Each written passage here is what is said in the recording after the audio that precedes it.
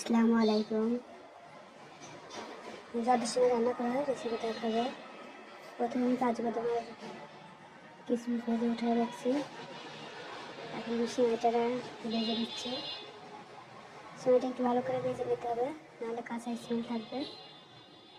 ভালো করে ভেজে নিয়ে সিমাইয়ের ভিতরে আমি 2 কাপ পরিমাণ নারকেল কোড়ানো নিলাম, আগে থেকে কোড়ায় রেখেছিলাম।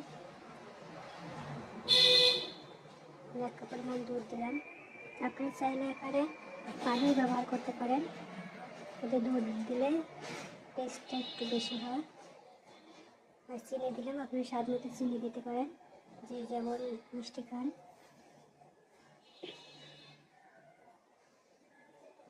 ভালো করে নাড়াচাড়া করে আমি রান্না করে নেব। দেখেন গাইস, আমার সময়টা কিন্তু অনেকটা সিদ্ধ হয়ে গেছে। আগে থেকে ভেজে রাখা কিশমিশ আর কাজু বাদাম দিয়ে দিলাম। ভালো করে নাড়াচাড়া করে নেব।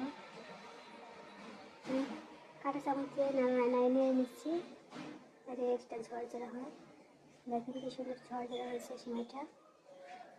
দেখতে যেমন লোভনীয় মনে হচ্ছে, খেতে কিন্তু দারুণ মজার হয়েছে। আপনার ছেলে এইভাবে রান্না